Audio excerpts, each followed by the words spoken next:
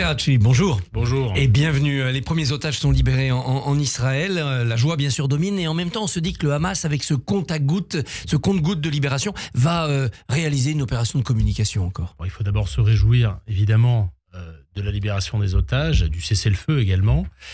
On a aujourd'hui une position qui est, au fond, une position d'espoir. Mais il faut être vigilant. Il faut être vigilant, vous avez raison. Parce que le Hamas décide du rythme auquel les otages vont être libérés et nous devons être extrêmement vigilants à ce que les choses se fassent dans des délais brefs. Nous avons une trentaine d'otages dont le nom a été révélé comme devant être libérés prochainement, dont les 2 otages français, Ofer Calderon et Ohad Yahalomi. Donc nous devons, avec notre diplomatie, avec l'ensemble des parties prenantes, nous assurer que désormais les choses vont vite. Et ça, c'est le plus important. Le tweet d'Emmanuel Macron à l'annonce du cessez-le-feu a choqué la communauté juive. Il semblait renvoyer dos à dos les souffrances des Gazaouis et les otages, comme s'il n'y avait pas eu le 7 octobre. Est-ce que ce n'était pas une maladresse ? Il y a toujours, sur le 7 octobre, la même parole du président de la République. C'est un crime abominable. Et ce qui, aujourd'hui, est en train de se passer, eh bien, c'est le fruit des efforts de l'ensemble des parties prenantes. La diplomatie française s'est beaucoup investie, notamment sur le sort des otages français, mais pour la résolution du problème et pour la libération de l'ensemble des otages. Donc notre ligne, elle n'a pas varié. Notre ligne, c'est de dire qu'il faut que le cessez-le-feu intervienne parce que les souffrances des Gazaouis sont également insupportables, mais il faut que tous les otages reviennent à la maison et ça, véritablement, c'est le plus important. Investiture de Donald Trump comme président des États-Unis aujourd'hui. Que doit-on craindre ? Qu'est-ce que les industriels français doivent craindre de l'administration Trump ? Les annonces de Donald Trump sont effectivement assez préoccupantes parce qu'il a déjà expliqué qu'il allait appliquer des tarifs douaniers supérieurs sur un certain nombre de biens et produits et sur un certain nombre de pays.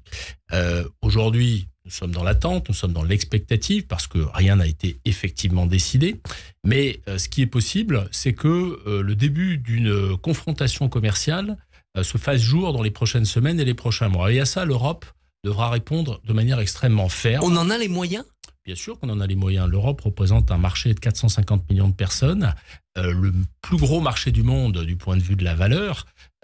Et je pense qu'il faut être capable d'imposer ce rapport de force économique commerciale avec Donald Trump.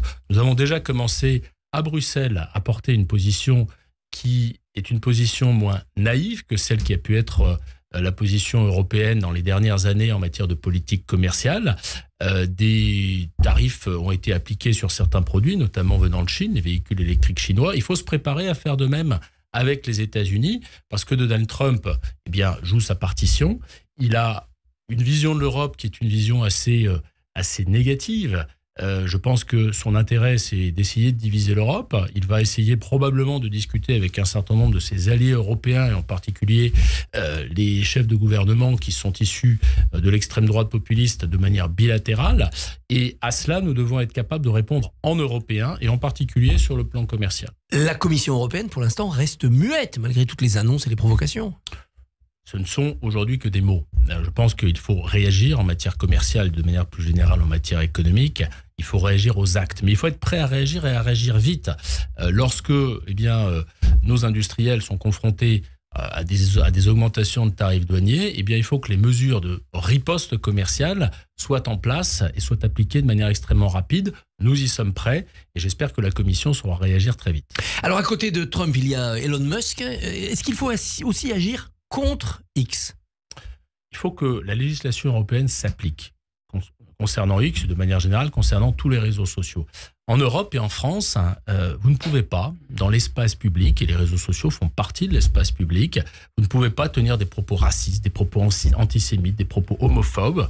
Il y a une approche de la liberté d'expression qui n'est pas celle qui prévaut aux États-Unis. Et donc, nous avons fait adopter des actes législatifs au niveau européen qui doivent permettre de protéger et en particulier d'imposer un certain nombre de contraintes aux réseaux sociaux comme X.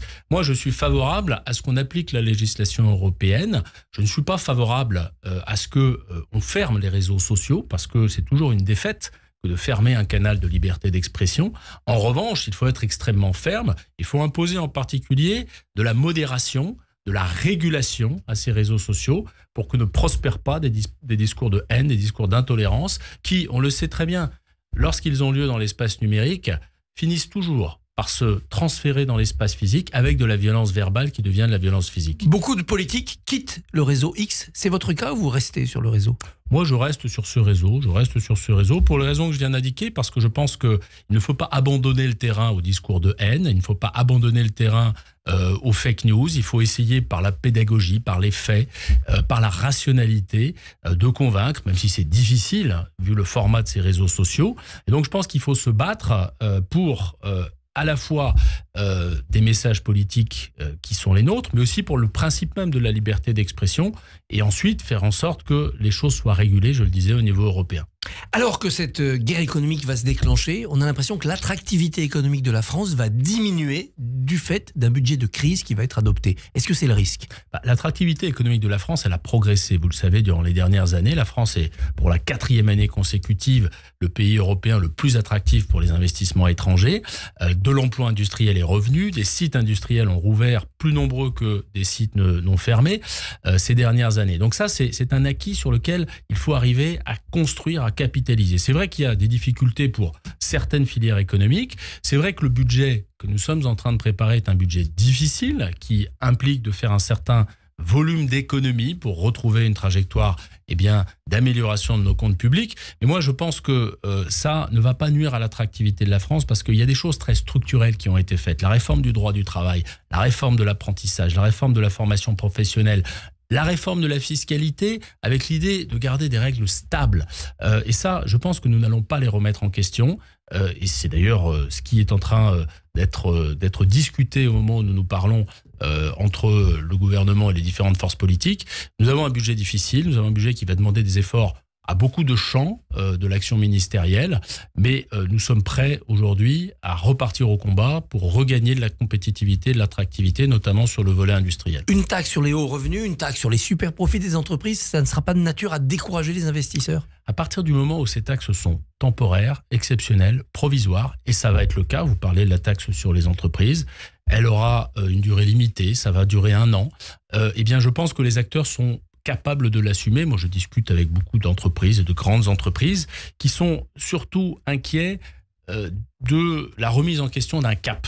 À partir du moment où la taxe est exceptionnelle, elle ne dure qu'1 an, et que le cap est maintenu, le cap de cette politique de l'offre, cette politique favorable aux entreprises, les entreprises acceptent de contribuer parce qu'elles sont aussi patriotes à l'effort de réduction des déficits publics. Le patron d'Air France ce matin proteste, lui, contre la taxe sur les billets d'avion. Il dit que ça va coûter 130 millions d'euros à Air France. On n'est pas tout à fait dans votre domaine, c'est quand même un acteur économique important. Que lui répondre ? Bien sûr que c'est un acteur économique important, bien sûr que le transport aérien est un élément extrêmement important du dynamisme économique. Je lui réponds que les efforts, ils ont besoin d'être partagés. Les efforts, ils ont besoin d'être partagés. Moi, mon souhait et mon espoir très sincère, c'est que nous allons réduire nos déficits et que assez vite, nous parviendrons à revenir à une situation où nous reprendrons ce chemin de la baisse de la fiscalité qui a caractérisé notre politique. Mais il faut une pause, et les efforts que nous demandons, encore une fois, ils sont temporaires. Les syndicats annonçaient une épidémie de plans sociaux pour l'année 2025 en cascade. Est-ce que c'est la réalité que vous voyez dans l'industrie française ? La réalité de l'industrie, elle est contrastée. Vous avez effectivement des plans sociaux. Il y en a un peu plus qu'il n'y en a eu ces dernières années, mais pas beaucoup plus. On n'est pas revenu au niveau de plans sociaux que nous avions après la crise de 2008, par exemple. Mais vous avez aussi des filières qui vont bien. Vous avez aussi des entreprises qui créent de l'emploi, des entreprises qui investissent.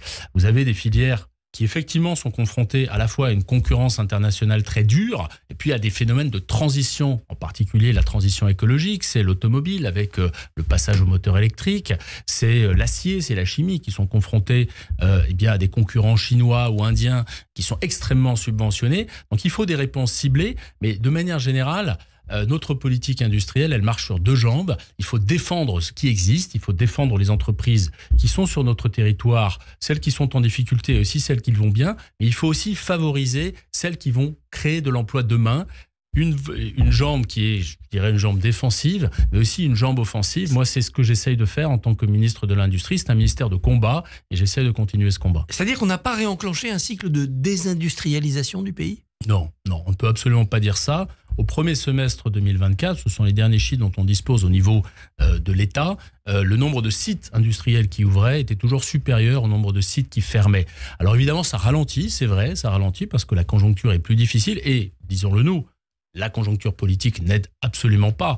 Il y a énormément d'investissements qui sont suspendus, il y a énormément d'embauches. Ils attendent le budget, ils attendent un peu de stabilité politique qui se traduira par de la stabilité dans le cadre budgétaire et fiscal. Et vous savez que les entreprises ont besoin de savoir où elles vont pour investir. La loi spéciale sous laquelle nous vivons budgétairement en ce moment, ça vous empêche d'agir, vous, pour aider les entreprises ? Oui, sur un certain nombre de sujets, ça m'empêche d'agir et c'est aussi ça qu'il faut expliquer très clairement. J'ai par exemple des budgets destinés au soutien aux entreprises en difficulté, celles qui ont besoin qu'on les aide à finir un tour de table pour financer leur activité. Pour rebondir, ces budgets-là, eh bien, ils sont rognés. Je n'ai pas accès à ce que l'on appelle des reports de crédit parce qu'il n'y a pas de loi de finances. Et ça m'empêche d'agir de manière très concrète sur un certain nombre de dossiers avec le risque que les entreprises aillent au tapis et que des emplois soient détruits. Donc il faut très vite retrouver cette stabilité politique et avoir un budget. Même au prix de la fin de la réforme des retraites, ce que la conférence sociale va peut-être proclamer. Écoutez, les partenaires sociaux, je pense que c'est une bonne chose, vont se saisir de cette réforme pour l'améliorer dans un cadre, ça a été bien dit par le Premier ministre, qui est le cadre financier de la préservation de notre modèle de retraite par répartition. Nous devons continuer à équilibrer ce modèle, à équilibrer ce système et les améliorations qui seront introduites, et ça peut toucher à l'âge de départ, ça a été dit par François Bayrou, devront considérer les économies à faire pour préserver le système. Donc à la fin, il y aura, si un accord intervient, un accord qui sera soumis au Parlement, et même si cet accord ne comporte que des mesures partielles, ça a été également dit par le Premier ministre, ce sera débattu au Parlement. Un mot de la baisse du prix de l'électricité, prévue pour début février, mais on nous dit attention, les futurs EPR, les futures éoliennes, il faudra les payer, ça va peut-être faire remonter le prix assez vite. Non, il faut être très clair, il y aura effectivement une baisse de l'ordre de 15% du prix de l'électricité au 1er février. C'est la conséquence d'un certain nombre de mesures, mais c'est surtout la conséquence de la baisse des prix du marché. Et il faut considérer qu'effectivement, nous avons besoin d'investir dans nos réseaux électriques, d'investir dans notre production électrique pour les prochaines années, pour les prochaines décennies. Moi, je suis en train de discuter avec l'ensemble des acteurs de la construction des futurs EPR et de la manière dont on va les financer, mais ça n'aura pas d'impact à court terme sur les prix de l'électricité. La réforme européenne des prix, ça arrive bientôt ?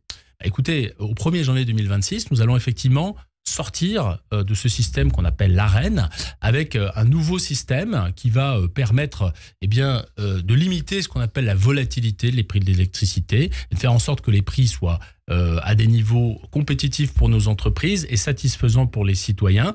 Nous sommes en train de discuter, en tout cas d'observer la discussion qui a lieu entre EDF et les industriels pour trouver la possibilité d'avoir de la visibilité sur les prix à long terme, c'est-à-dire donner aux industriels des prix de l'électricité sur 10 ans, sur 15 ans, des prix les plus compétitifs possibles. Il y a une négociation entre EDF et les industriels.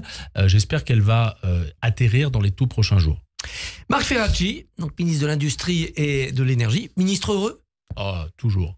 Eh bien, merci, bonne journée. Attention au, comment on a dit, le Blue Monday. Blue Monday, bon, mais vous avez l'air d'y échapper. Et c'est pas tout à fait le Blue Monday parce qu'on a une belle nouvelle à fêter. C'est la victoire à la législative partielle de l'Isère de Camille Gallière-Minier qui a battu, candidate Renaissance, qui a battu le candidat de la France Insoumise. Voilà. Eh bien, merci, bonne journée. Radio J, retrouvez le Barbier.